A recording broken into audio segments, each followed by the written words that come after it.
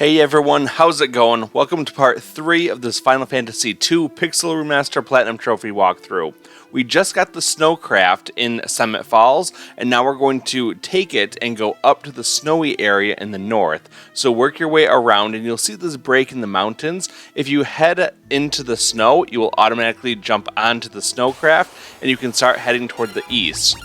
You'll run into this new enemy. This is a snowman, and they're pretty easy to take down. Just a couple physical attacks should be all that's required to end these guys, and then we can just keep going all the way toward the east.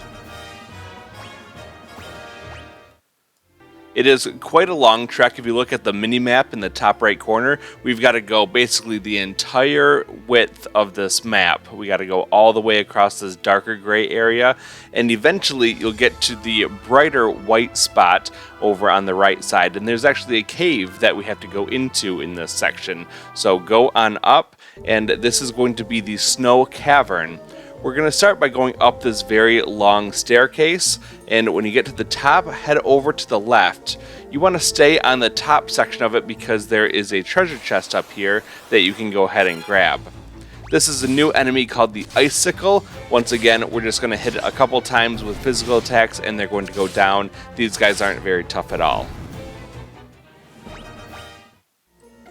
Grabbing the treasure chest is just 300 gil.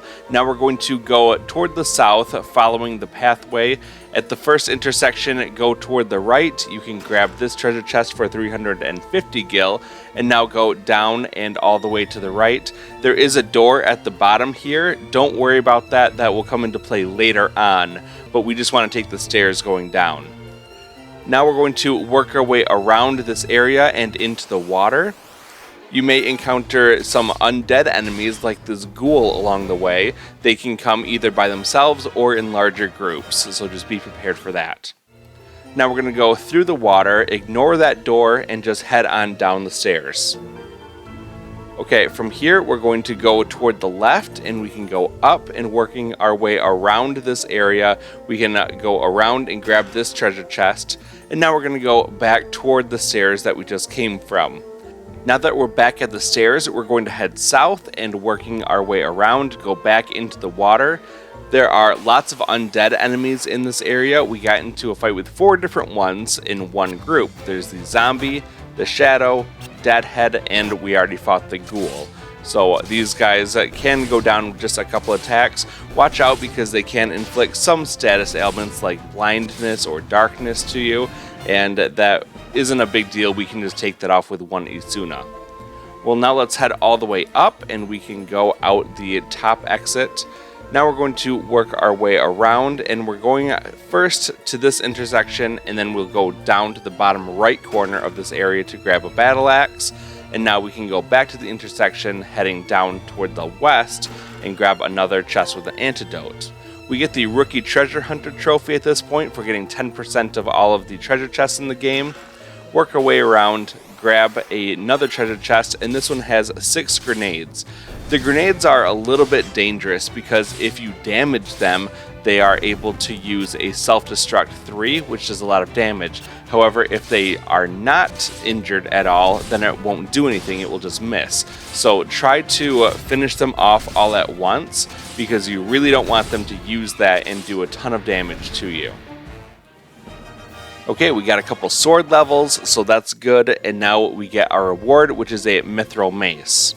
As we head south, I'm just going to put those new weapons onto Joseph, just optimize his equipment so he can do a little bit more damage. And now we're going to head toward the right again, all the way back the way that we came, and we're going to go back up this entryway and down south. From here, we're going to go way south, so just stay on the right side of this map and go all the way to the southern part, and then start heading toward the left, and you're going to get to another staircase that goes down, so head down. From here, we're going to work around again, around the outside of this area. If you go to the top left corner, there's a treasure chest you can pick up with a potion. Now go just to the right, and there's another treasure chest with a blizzard tome. We're actually going to teach that to one of our characters. So grab the Blizzard Tome, teach it to Furion, he's our other magic user, and now we can go down south. Just head straight south from the last one, and you're able to interact with this treasure chest for a potion, and the next treasure chest is just to the right of that one, so you can pick up a mithril spear. Now head north from there, skip this door, and go around and take the stairs instead. Okay, we're going to go now down toward this intersection. Just head all the way toward the west. In the top left corner has another treasure chest with a mithril shield. This door has nothing in it, so you can skip it. Instead, we're going to go around to the right and now head south. We're going to go to the bottom left corner of this area. And when we get down there, there's a treasure chest waiting for us. And we get into a fight with some more monsters, just some ghouls and shadows. These are things that we fought before. Just a couple physical attacks will do them in pretty nicely. They are also weak to fire, so if you have a good fire-based spell, you can cast that on them for some really decent damage.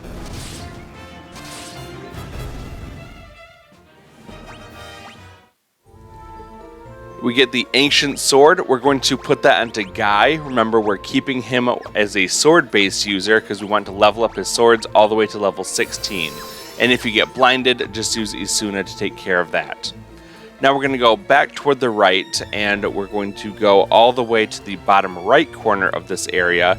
There's a door that we're going to go into here. This room is full of beavers. Head up and talk to the one against the top wall. Sunk sunk chit. Guy speak beaver. Sunk sunk chit. We will ask him about the goddess's bell.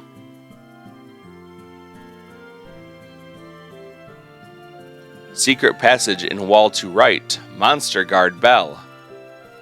Bell in wall. Okay, that's all we need from him. So just go to the right, and in the top right corner, you can actually head through the wall, and that will take you to a new area. We're going to follow the very linear pathway all the way around toward the stairs going down. This whole area just goes back and forth, so just follow the pathway, and eventually you'll get to the bottom row. Once you're down here, head all the way to the right, and there's going to be one more treasure chest that we can get, and it will have the Silver Curious in it. We have all 13 treasure chests at this point, but we don't have all the bestiary entries, so let's walk around a little bit. It might take you some time to find this one. These are dual heads, and they're pretty easy to take out. So just hit them with a couple of physical attacks. I just threw it into auto battle, and they're gone in a flash. So with those out of the way, let's check out the bestiary, making sure that we have everything. Starting off the list, we have number 7, which is the Icicle. Then number 17 is Dual Heads. Number 21 is Deadhead. Number 24 is Ghoul. Number 27 is Shadow. And number 100 is Grenade. So make sure that you have all of those, and then when you do, then you are ready to fight the boss. We're just going to do a quick healing and then quick save, and we will be ready to take on the boss.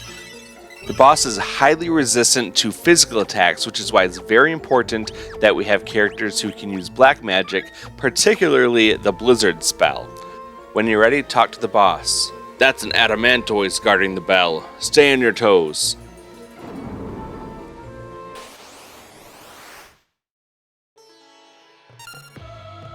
Here is the Adamantoise. It is very similar to the land turtle that we fought in Summit Falls, and we're going to fight it using the same strategy. This guy has 675 HP. It is very resistant toward physical attacks, but it is weak to blizzard spells. So we're going to have Furion and Maria hit it with as many blizzards as possible, and then we will have Guy and Joseph just use physical attacks. It might not do a whole lot of damage, but that's not really the point. We're just giving those two characters something to do at this point. If you take a lot of damage, you can just have one of your other characters throw out a potion or a high potion if you've got them. Otherwise, we're just going to finish the boss off as quickly as possible, and we can move on.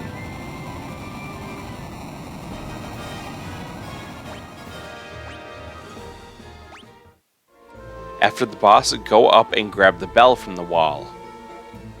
There's something set in the wall. It's the goddess's bell. You obtained the goddess's bell.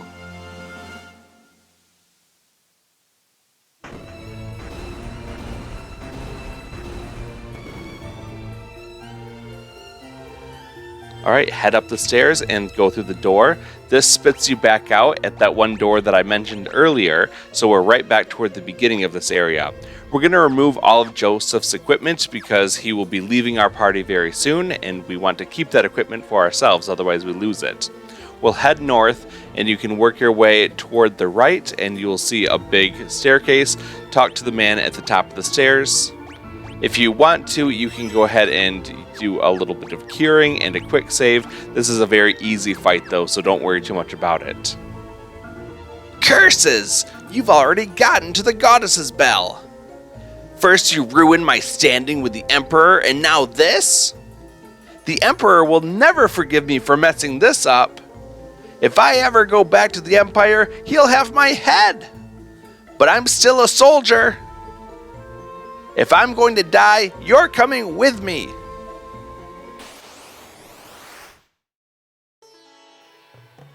This is Borghen. I even got the preemptive strike on this boss fight, and with a couple attacks, he's going to be gone. This guy is super easy.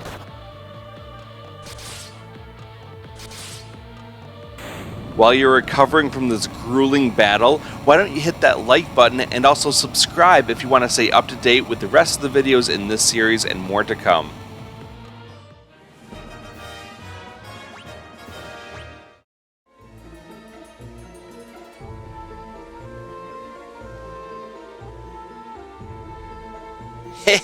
I may have lost, but don't think that you've won. I've booby-trapped this cave. Just a little parting gift from me to you. I'll be waiting for you in hell. Ugh!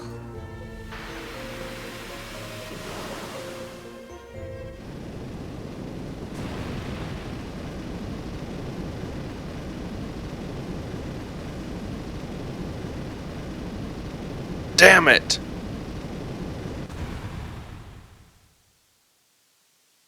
Go on! Get out!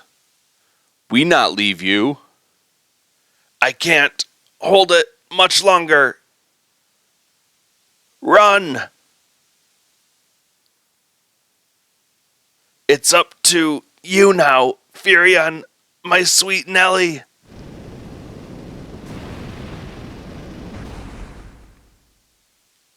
Joseph!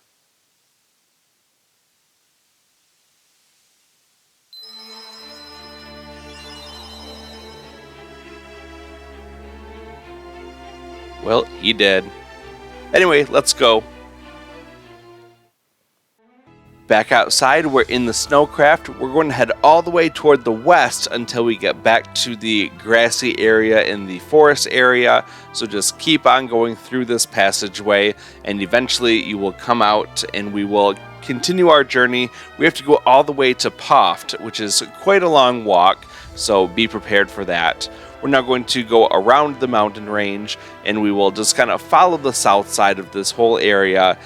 Eventually you'll get to Salamand, and that's a good marker. So at this point we're going to go down to the southeast. So head in that direction down and to the right, and eventually you'll get to Poft. You'll see Sid's airship outside. That's how you know you're in the right place. Head on into town.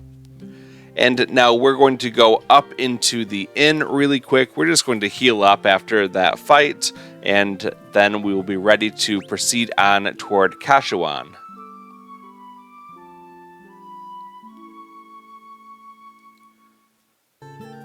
Once you're ready to go, go down, and to the left you will go into the pub, and you will talk to the guy behind where Sid is at the far right table.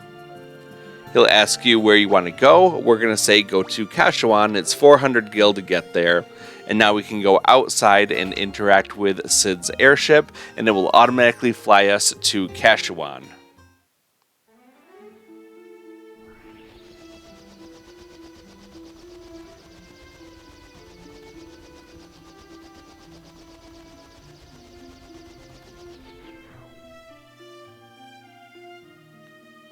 When you're ready, head up north and enter Kashuan Keep. Just go straight up and you will go around this fire and interact with the door. The door is locked, so use the key item Goddess's Bell. As the clear tone of the bell rings out, the lock opens without a sound. Head up and talk to the man at the top. I came to retrieve the Sunfire. I thought I was the only one left who could open the door. I'd meant to look for Eggel's torch, but it's a monster's den in here. I can't keep going on my own, and I can't return empty-handed. I don't know what to do next. You know your way around to the keep, right? Do you think you could help us find our way through? I'm sorry. The keep is riddled with secrets. I wouldn't know my way around any better than you, but I do want to fight. Will you let me come with you?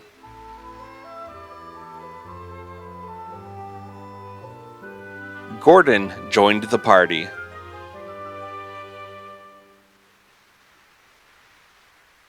Let's go toward the right, and when you get to the end of the hallway, go south and you can exit out the stairs. From here, we're going to go all the way down the right side, and when you get to the bottom, there's a treasure chest with a cure tome. And now we're going to go back up to those stairs, and now head left. At the end of the hallway is a door. We're going to go south from the door, and when we go down here, we will be able to go up the stairs on the right side. From here, we're going to go toward the right, and then down.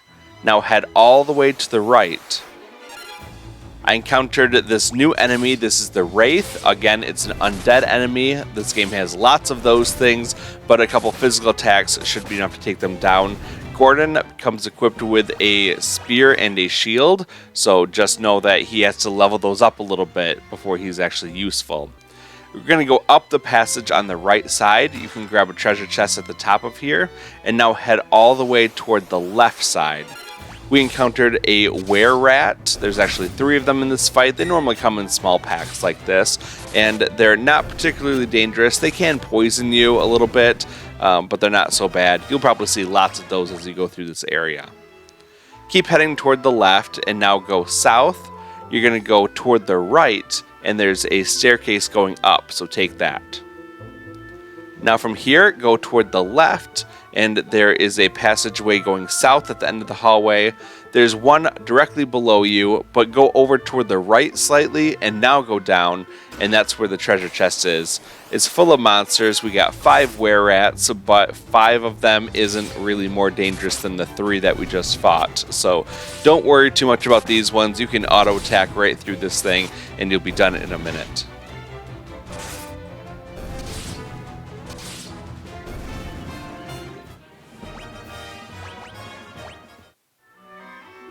We get a golden shield from this chest. Now go back up the way we came toward this hallway with all the pillars. We're going to go right and then down this passageway.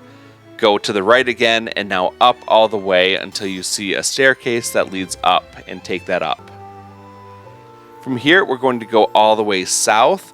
And when we get down here, we can see a couple doors. We're going to skip the first door and go into the second door. There are 3 treasure chests in here with a werebuster, a mithril sword, and a mithril axe. And we're going to go toward the exit. We did run into a couple new enemies, the ogre up front and 2 ogre mages. The ogre isn't so bad, but the ogre mage likes to use higher level magics against us, like the Sleep 4 or Blizzard 5. It can do a little bit of damage to us, so I'd say probably work on attacking the mages first, but you can get a lot of good black magic tomes for defeating these monsters. We'll go all the way to the north and then left. We're going to skip this door and now go down and up the staircase. On the 5th floor, go up, and at the intersection, go toward the right and then down the first hallway. You'll definitely want to save the game because this chest has monsters in it, and they can be really tricky to defeat, and it can go bad very quickly. So we have 4 mines and 2 balloons in the back. and just like the other enemies that we've seen before, they will try to self-destruct, and if they've been damaged, they will do a lot of damage to you if they self-destruct while injured.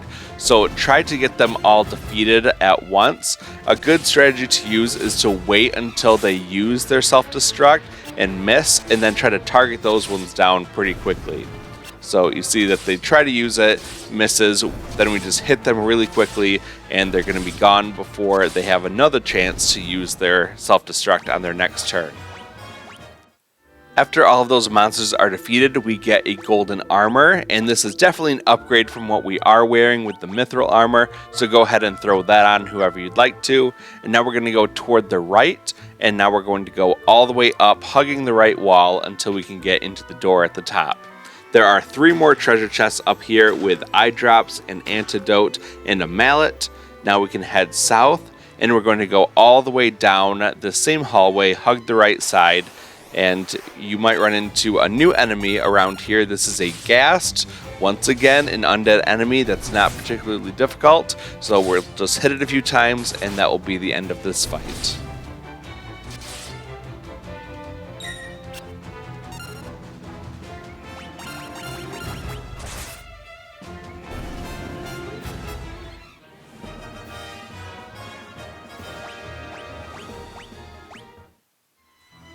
Okay, keep heading down. Before you get to the bottom right corner, head toward the left. You can go through the hallway, and we're actually going to take the stairs in the bottom left corner. Then just go in the nearby door, and you can go up. There's a boss right in front of us, so just make sure that you're healed up properly, and talk to the boss when you're ready. Oh! I'd heard there was a monster guarding Egil's torch. Now I've seen it with my own eyes. It's a red soul.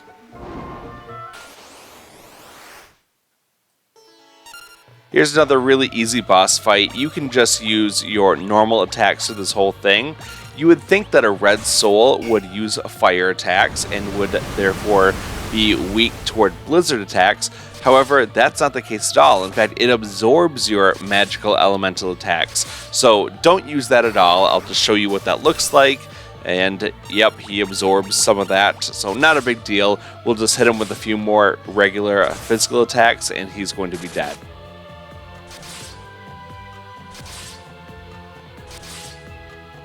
Although we had the boss fight music, we didn't get the boss fight death animation, so you know that the game doesn't really think that this is a true boss.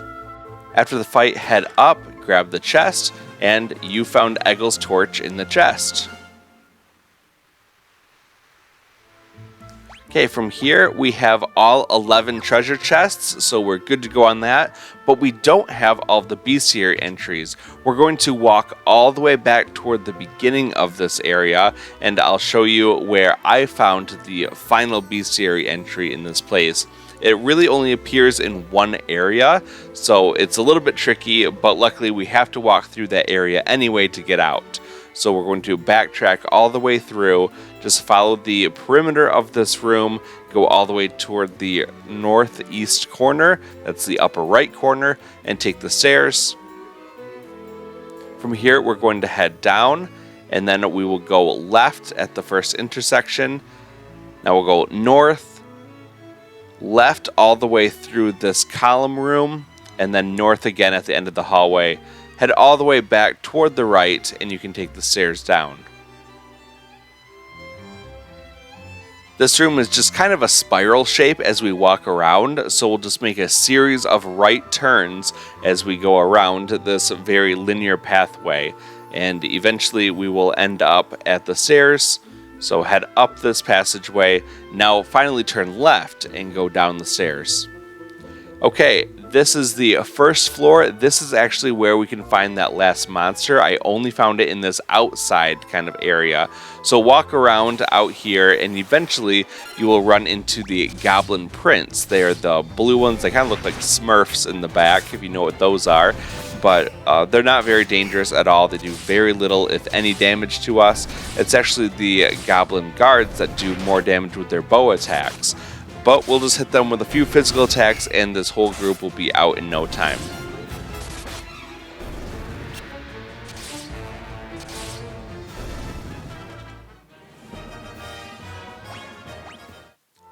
Okay, that concludes all of the monsters in Kashuan Keep, so we're going to go into the bestiary to check them out.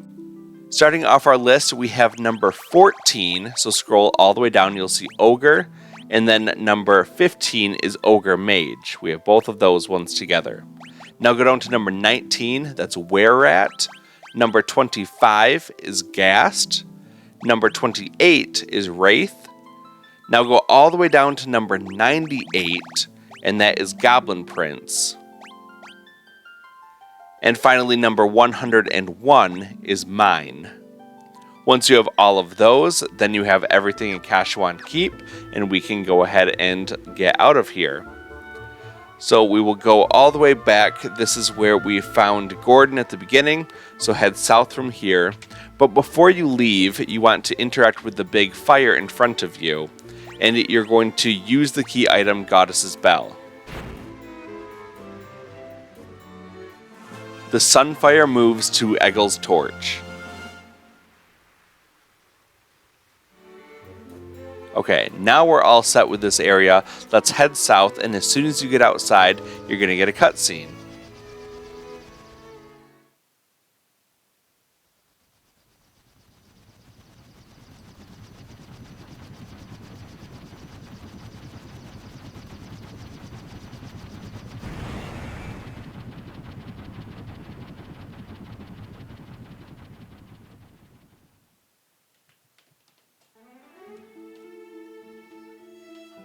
Well, that was something.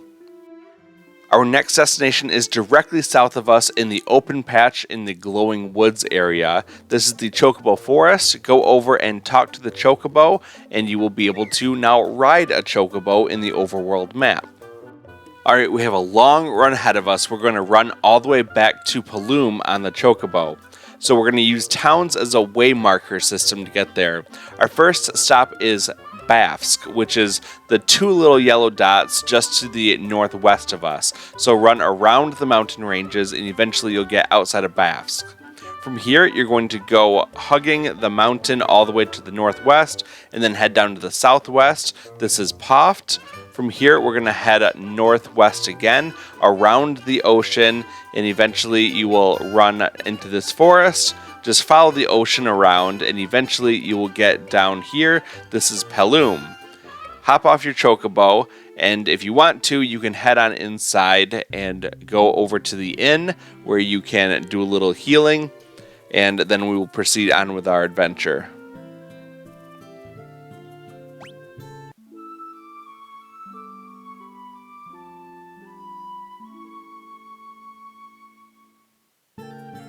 Okay, now that we're all healed up, let's head out, and now it's just a short trip over to Altair. So we're going to head toward the left, and we will hop in our canoe, go across the lake, and then start heading south. You'll go down across the bridge area, and finally into Altair. Back in Altair, we're going to go back to the Rebels' hideout, so go right past the fountain, and then north into the hideout. We're going to go north, but instead of going all the way into the throne room, we're going to go toward the right into the king's chambers. It's the door on the top part here, and we can go talk to Minwu. The princess felt badly about always sending you out on such dangerous assignments. She thought the least she could do was to meet you at Kashuan Keep on Cid's airship. Well, we don't need to ask him anything, but we did learn from this that Hilda was on the airship that was just captured by the Dreadnought, so we should probably go save her. What we're going to do is go ahead and exit the Rebels' hideout, and this is a very good time to stock up on any supplies that you might need.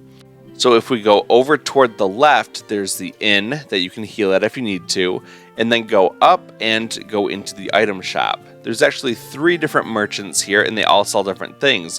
One of them sells things that you can use to get rid of negative status ailments. One of them will sell potions, high potions, eye drops, and antidotes. And the one on the far right side sells your Phoenix Downs, Ethers, Cottages, and Elixirs, if you've got the money for those things. I'll buy a couple Ethers just to refill my MP, and when I'm all done shopping, now it's time to head on out of Altair. That's going to do it for this episode. Thank you so much for watching. In the next one, we are going to go and take out the Dreadnought. So be prepared for that. It's going to be a great episode, and I can't wait to see you then. If you haven't subscribed already, make sure you do that, and then let me know down in the comments so that I can thank you properly. Well, until then, my friends, I will see you in the next one. Have a great day.